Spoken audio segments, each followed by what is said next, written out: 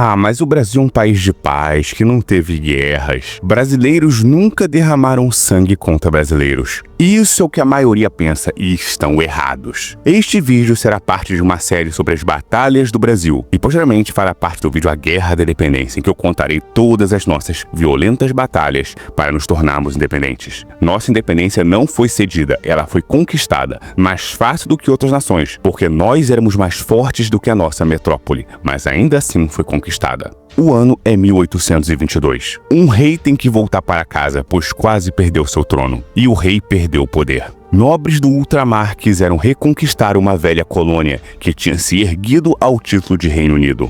O filho deste nobre não aceitou a rendição. Declarou guerra não contra o seu pai, mas contra a nação que agora o governava. Vários líderes se aclamaram à aliança dele. Dom Pedro I. Talvez não o melhor marido ou o melhor homem, mas um dos melhores combatentes que o país teve. Enquanto praticamente o Rio de Janeiro, São Paulo e todo o Centro-Sul se manteve leal ao imperador, no Nordeste e no extremo sul, na Cisplatina, revoltosos ficaram ou leais ao velho mundo ou buscavam sua arraigada independência. Um lugar que teve uma terra de homens conservadores, na Bahia, em que, ironicamente, aqueles que defendiam Portugal eram os liberais, que buscavam uma nova descentralização, e aqueles que lutavam pelo império lutavam pelas velhas tradições, de uma nação católica inspirada em velhos ritos. No comando das forças portuguesas na Bahia encontrava-se Inácio Luís Madeira. Ele foi enviado por Portugal para sufocar os rumores de uma independência e dissidência político-administrativa. De outro lado, um veterano exilado das guerras napoleônicas, um general francês, Pierre Labatut, ou, como seu nome foi aportuguesado ao se tornar um leal homem do Brasil, Pedro Labatut, um soldado nascido na França. Lutou nas tropas napoleônicas na Guerra da Independência Espanhola. Com a derrota dos franceses e do exército da Grande Armée Francesa, ele embarcou para a América do Sul. Lutou ao lado do libertador da América Espanhola, Simão Bolívar, como um contratado mercenário. E no Brasil, lutou também como um contratado mercenário de Pedro I do Brasil. Com ampla experiência em combate, ele foi rapidamente elevado a general do Exército Pacificador, que era como o exército rebelde de Dom Pedro se chamava. Por ser um ex-militar e um mercenário conhecido, ele ficou apelidado de o Pirata do Caribe. Iniciou como brigadeiro, devido à alta carência de oficiais do exército recém-organizado. Ele organizou sua tropa rebelde, o Exército Pacificador, e marchou em direção à Bahia. Ele organizou tropas de rebeldes milicianos civis. E repetindo que aqui no meu canal eu uso o termo clássico de milícia, como um grupo de indivíduos civis organizados em defesa de um ideal nobre, não como o termo corrompido de organização criminosa. O termo milícia que a gente usa no Brasil como organização criminosa é uma característica muito própria do nosso país. Milícia não tem esse termo histórico. Milícias são pessoas que defendem sua nação, como as milícias cidadãs do Império ou como as milícias americanas ou suíças. Então ele reorganizou as tropas de milícias e marchou ao combate. Logo, vários grupos de civis desorganizados e desalentados tornaram-se em uma tropa disciplinada e coesa. Por ter preceitos napoleônicos, Pedro Labatut, ele tratava todos igual, ou seja, ele dava castigo físico, não importa se você era um soldado livre, era um ex-escravo, era um escravo ou até um senhor de engenho. Se você era soldado dele e desrespeitou, você levava chibatada. Ele tinha uma visão diferente, ele tratava todo mundo igual para baixo, nunca para cima. Ele teve grande êxito militar, em vários confrontos e escaramuças menores. Mas teve uma batalha que ele se sobressaiu, a Batalha de Pirajá. Uma das poucas batalhas que há fontes históricas documentadas do número de tropas dos dois lados. As fontes variam do número de tropas. Por exemplo, o texto História Militar do Brasil, de Gustavo Barroso, que vende na livraria do Senado Federal, diz que havia algo em torno de 1.200 a 1.800 homens somando os dois lados, e que as tropas eram basicamente do mesmo nível. Já o livro Memórias Históricas e Políticas da Província da Bahia, de Inácio Aciolo, de 1835, sim, escrito um pouco depois do combate, usando correspondências do Labatut, disse que houve apenas 5 mortos e 11 feridos do seu lado, e do lado dos lusos, 200 ou 300 mortos. Claro que o número pode ser exagerado. Alguns diziam que foi em torno de 80. E disseram que o Labatut perdeu em torno de 100 homens. Mas esse é o lado de história. Você tem que chegar a um número razoável. E o Brasil, por algum motivo, sempre joga o número de mortes oficiais para baixo.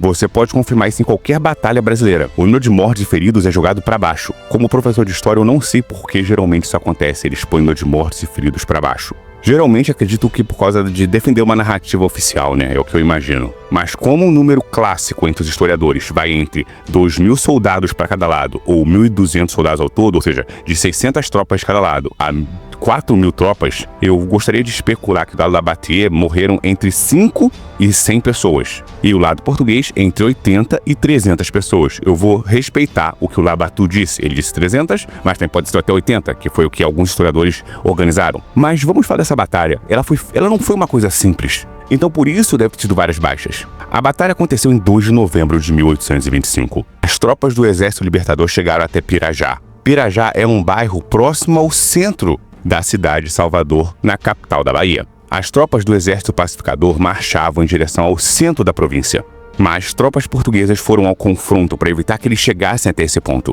Nessa batalha, José Barros era o comandante de campo do Exército Brasileiro e Madeira Melo e João Gouveia do lado português. As tropas se encontraram perto de um campo de combate, próximo ao centro da cidade, mas as tropas brasileiras os flanquearam. Segundo lendas, o comandante ia recuar para atrair as tropas portuguesas mais ao sul, mas um dos cabos de corneta, aqueles soldados que dão a corneta para avanços de cavalaria, por conta própria, não se sabe por que interpretou o comando errado, tocou o toque de avançar. Só que as tropas brasileiras não tinham cavalaria ali, nem as portuguesas. As tropas portuguesas entraram em pânico e recuaram. E as tropas brasileiras avançaram atirando. E por isso que a tropa portuguesa pode ter perdido 200 a 300 homens, porque se este fato ocorreu, e tem alguns textos que dizem, de fato é possível que o Brasil tenha perdido de 5 a 20 homens e os portugueses de 80 a 300 homens. Porque em uma retirada, o número de mortes aumenta muito quando não se está a cavalo. Após a derrota vergonhosa, as tropas portuguesas recuaram para o centro de Salvador. E por mais meses, vários combates ocorreram. Até que em maio de 1823, a esquadra de navios brasileiros que se manteve leal ao imperador, navios tomados das tropas portuguesas e alguns mercenários ingleses contratados chegaram ao mar de Salvador. Não houve uma rendição formal. Madeira Melo simplesmente embarcou com as suas tropas derrotados e fugiram da capital. Naqueles dias que se seguiram, a bandeira de Portugal foi baixada. E no dia 2 de julho de 1823, na Câmara Municipal da época de Salvador, na província da Bahia, a bandeira do Reino de Portugal foi baixada.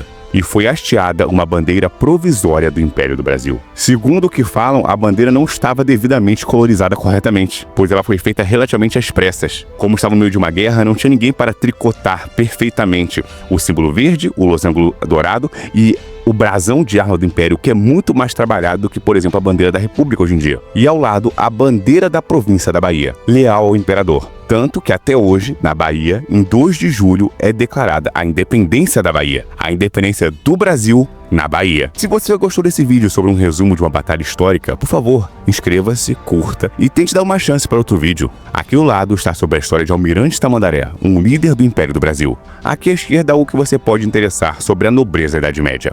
Abaixo, sobre um dos maiores samurais cristãos da história do Japão, fato verdadeiro, Justus Takayama. E, embaixo à direita, a história trágica da queda do Império Romano. Obrigado e até a próxima.